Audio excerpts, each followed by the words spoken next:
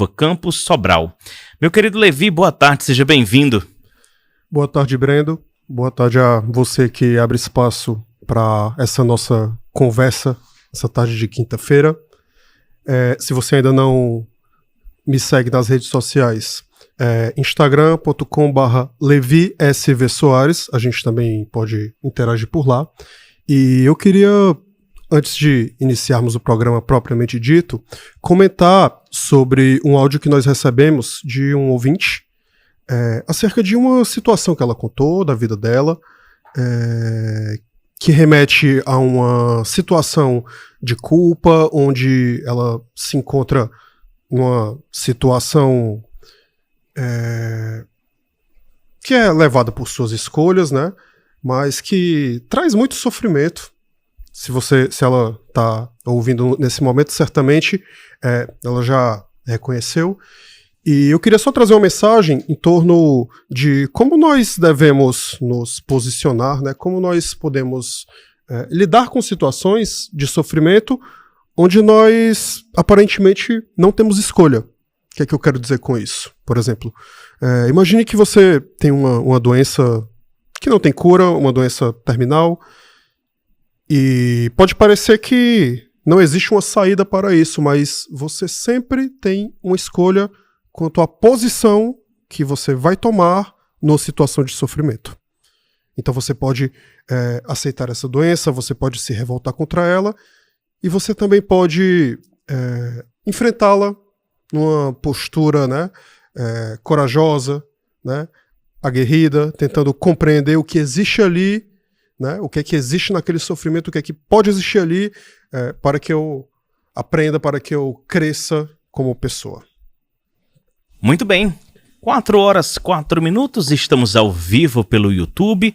Você que tem um aplicativo aí no seu telefone, é só procurar FM Dom Bosco. Se inscreve no nosso canal, você também pode acionar o sininho, porque toda vez que a gente entra em live, o YouTube te avisa aí automaticamente e você consegue nos acompanhar em qualquer lugar do mundo, tá bom? Quero aqui dizer que você também pode participar, tanto no chat do YouTube quanto no chat do Instagram e também através do WhatsApp. 859-8895-5023. De acordo com as perguntas que vão chegando, a gente vai tentando responder. Se não, a gente não conseguir responder hoje, na próxima quinta-feira a gente aborda aqui a sua pergunta, tá certo? Hoje a gente vai falar sobre como lidar com a pressão social. Eita, um tema delicado, hein? Levi, o que podemos entender como pressão social? Bem, quando falamos de pressão social, nos referimos a o que estávamos conversando na semana passada em relação a quem nós somos e quem os outros, às vezes, desejam que nós sejamos. Nem sempre a pressão social ela deve ser compreendida como algo negativo, né? Um exemplo bem simples. Imagine que eu uso um corte de cabelo, um belo dia você, Brendo, sugere que eu podia utilizar um outro corte, né? E eu jamais tinha pensado nisso, de repente eu faço esse corte e gosto, né? Esse é um exemplo onde a pressão social acaba funcionando de uma forma positiva, né? Me alertando para o teu desejo, torno uma sugestão do que você acha acerca de mim, eu aceito essa sugestão e dentro disso, né, tem uma interação social aí e me transformo. Quando nós estamos falando de pressão social especificamente, né, nós temos que entender que somos seres sociais e nós vivemos num tensionamento, né, de que ao mesmo tempo em que nós somos moldados pelo meio em que nós estamos, nós também moldamos esse meio. Então a gente vive um processo aí, né, de troca com o social. O que é que isso significa em outras palavras? Significa que nós sempre estamos dentro dessa relação do social, de quem nós somos. Às vezes nós estabelecemos quem nós somos com base no social e vice-versa. Quando nós paramos para pensar, por exemplo, na ideia, né, de quem nós somos, a gente pode ter a ideia do nascimento, mas antes de você nascer, você já existia na cabeça do seu pai, da sua mãe. né? Você já era concebido, porque a pessoa que planeja ter um filho, né? Ela já tem essas ideias, ela já tem, por mais que sejam fantasias, né? Acerca do que o meu filho vai ser, né? De como vai ser o futuro dele, como é que ele vai ser como pessoa, tudo. Então nós já nascemos com essa carga. Quando recebemos um nome ao nascer, já existe uma carga de significado nesse nome. Então, desde que estamos no mundo, né, nós vivemos nesse duelo de forças, né, nesse embate de forças entre quem nós somos, a nossa essência, e quem a sociedade diz que nós somos, quem o outro diz que nós somos. Você falou sobre a pressão social não ser negativa, mas muitas vezes ela passa a ser negativa quando ela interfere nas nossas decisões. Você deu um exemplo muito básico, né? Um corte de cabelo. Levi, teu cabelo não tá legal. Você poderia, em vez de cortar no 2, cortar no 1.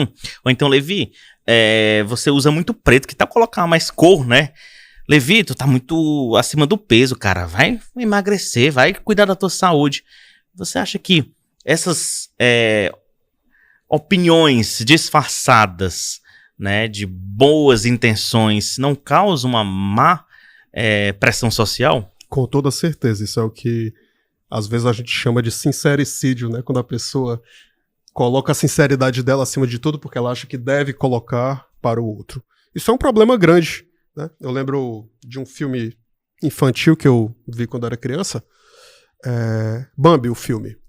E nesse momento tem um personagem lá que fala algo negativo de outro personagem, né? E aí a mãe dele corrige. Ela fala... por que você falou isso? Não, é porque eu achei, né? Achei que eu deveria falar, mesmo sendo algo negativo. Ela diz, se você não tem algo de positivo para falar, você não fala. Né? E esse exemplo que você deu, que a gente está falando de coisas banais, né? Coisas pequenas acerca de quem nós somos, mas que às vezes podem gerar um incômodo, como quando é algo ligado, por exemplo, à aparência, né? Nós podemos pensar em situações um pouco mais fortes, né? Como exemplo que eu pensei, né? Imagine uma mãe que espera que o filho seja médico e que aquele não é o desejo dele, né? Mas ela exerce a pressão, ela cria mecanismos ali, né? Ela meio que emocionalmente ela coloca esse desejo e faz com que de repente o filho curse medicina, né? Mesmo contra o desejo dele, mas porque a mãe sempre quis aquilo, sempre quis ter o status às vezes de ter um filho médico, tudo, né? E o que é que você espera que apareça uma pessoa que é colocada numa situação dessa, né? Sentimentos, às vezes, de inferioridade, de inadequação, sentimento de que eu não estou vivendo a minha vida, de que eu estou vivendo um papel e de que eu estou agindo para satisfazer a minha mãe. Então, o tempo todo nós vemos situações como essa em nossa vida. Embora... já seja muito natural e muito normal, né? Porque nós somos animais sociais, então, de certa forma, é como se isso nós já considerássemos que não existe nada de mais nisso. E essa própria ideia, né? Quando a gente fala de psicologia, da normalidade, isso é um problema muito complicado, porque se você parar aí para pensar o que é a normalidade, quem diz o que é normalidade? O que é ser normal, né? E existem diversas formas de ser, né? A normalidade muitas vezes está nos olhos de quem está julgando. 4h, 11 minutos, você está acompanhando aqui na FM Dom Bosco, Em Busca de Sentido, esse espaço que a gente abre para falar sobre saúde mental, algo tão essencial nos tempos atuais, né? Ô Levi, em quais ambientes a gente pode notar que a pressão social ela costuma ser mais forte? Escola, trabalho, redes sociais, família. Eu acredito que as redes sociais, a pressão social, ela não chega no estágio 100 não, ela chega no estágio 110, viu? Exatamente.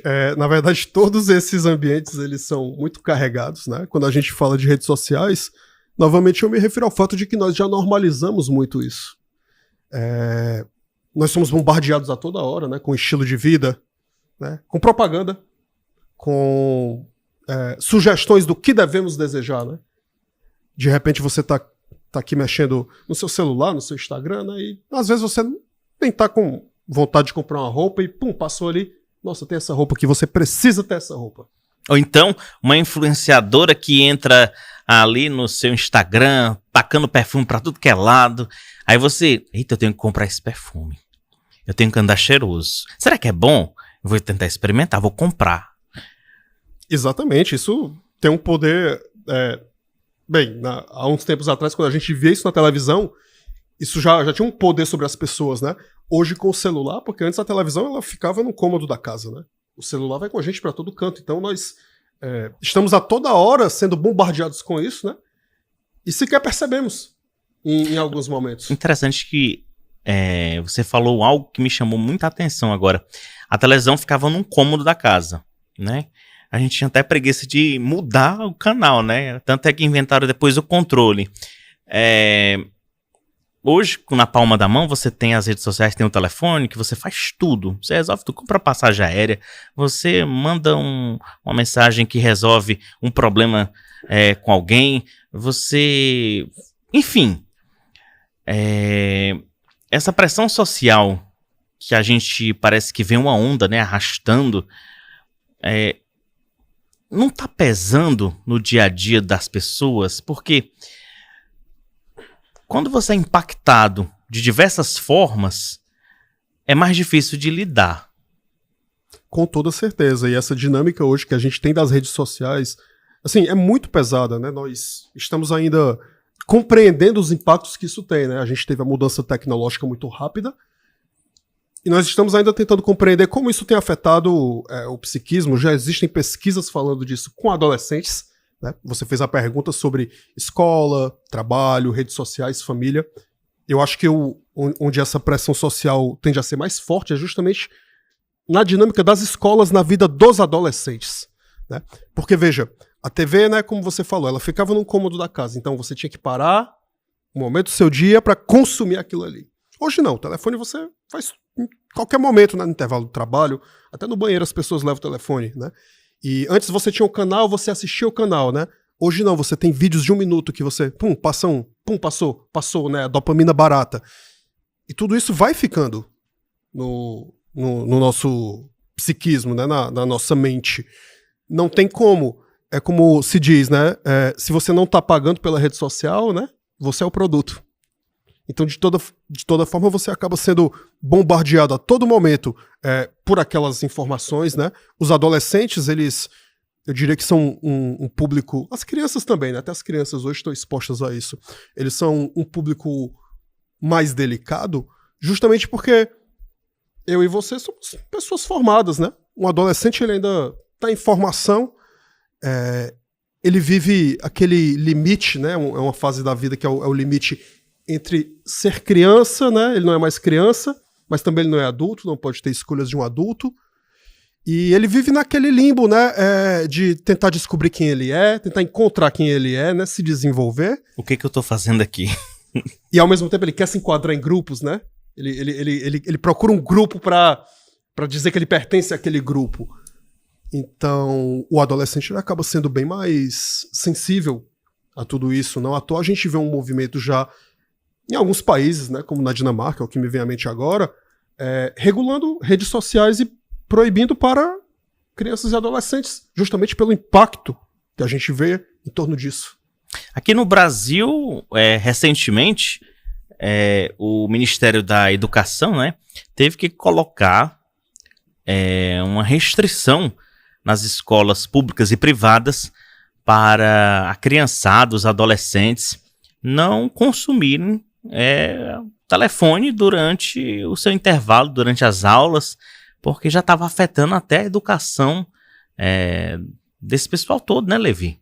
E isso é muito sério, porque mesmo se você para pensar em adultos, quantas vezes nós não estamos abrindo mão da socialização propriamente dita, né, de nos encontrarmos pessoalmente com alguém para ficar só no chat, para ficar só ali numa conversa online, né? E isso tudo gera uma reclusão, né? Um movimento de solidão, de você se fechar em torno de uma tecnologia. E isso é muito danoso, né? Como você falou, ninguém mais sai de casa para nada. Você não sai de casa, às vezes, para para comer, para fazer compras, você tudo pede na sua casa, né? Você fica escravo disso aqui. Você fica escravo do telefone. E, bem, se você vive conectado a isso, não tem como a sua vida não orbitar em função do telefone, em função do que dizem, né, que os influenciadores dizem, que a mídia diz, o que quer que seja, né, mas do que está vindo daqui, e não da vida real.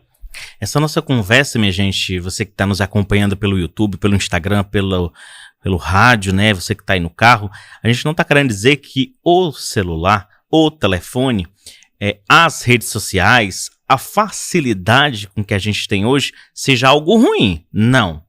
A gente está querendo fazer um alerta para você, dizendo o seguinte, ó, isso é bom, o telefone é bom, comprar uma passagem aérea aqui é show de bola, você não tem mais dor de cabeça, precisar ir a um aeroporto, não precisar... A gente está querendo dizer o quê?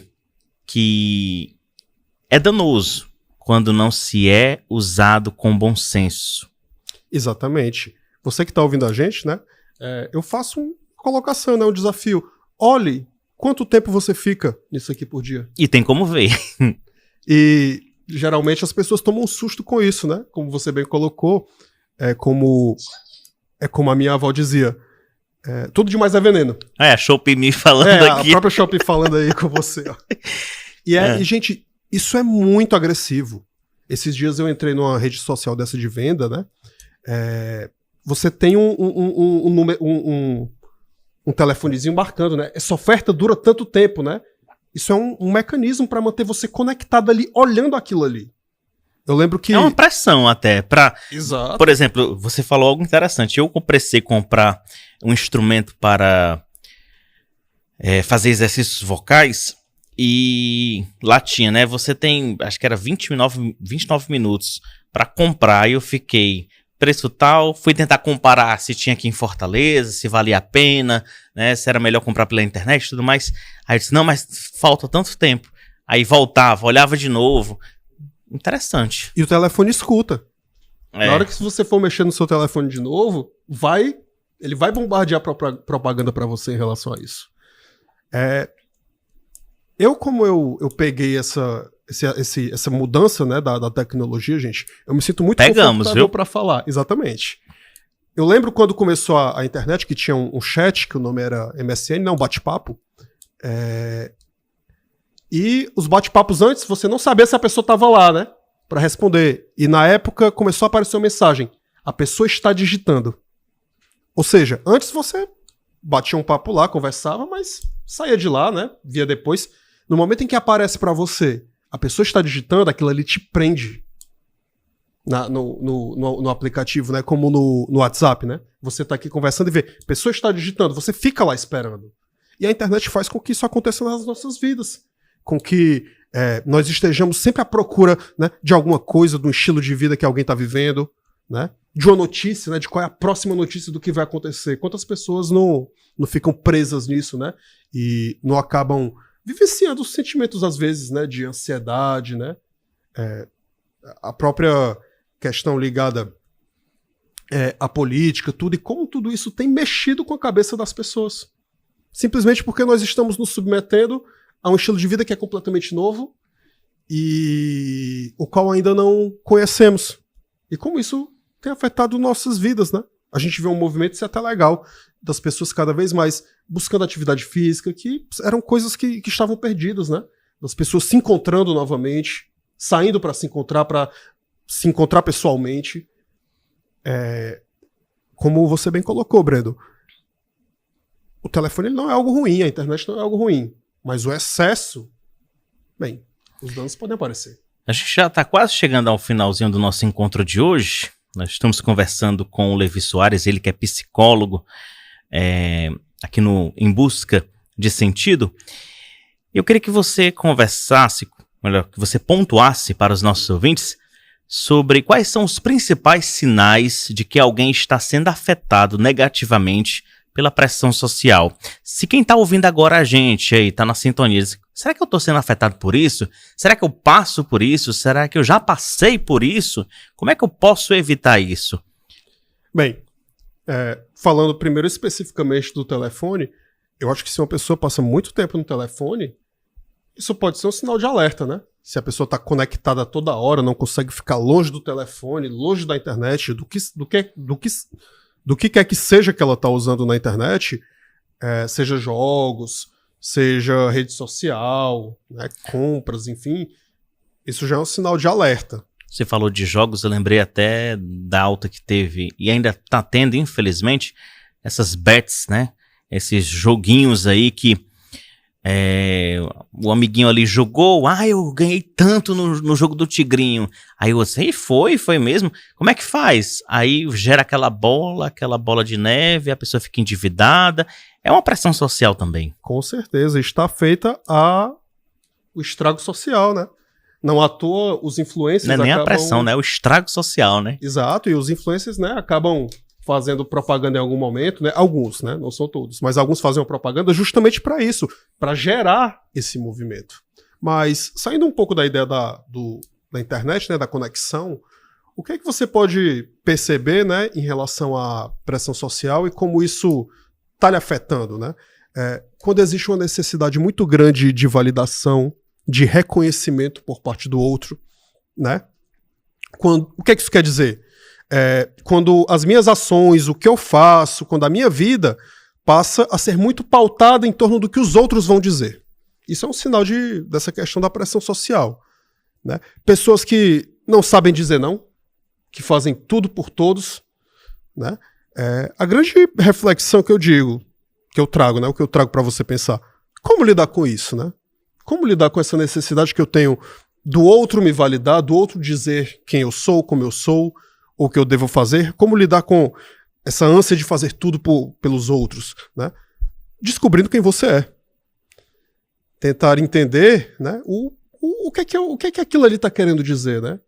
Por que eu tô a todo momento fazendo as coisas pelos outros ou buscando reconhecimento? Será que eu tenho medo de que os outros não gostem de quem eu realmente sou?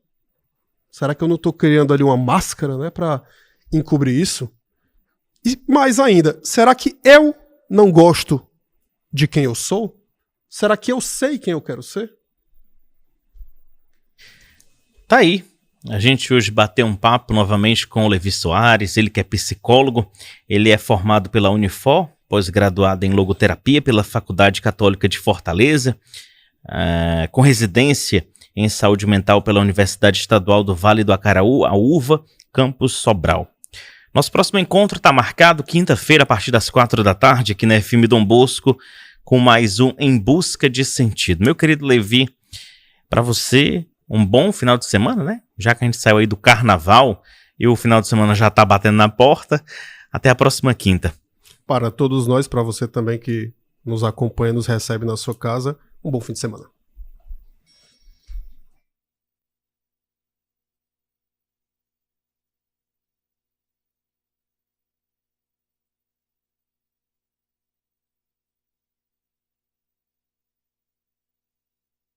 FM Dom Bosco 4h25.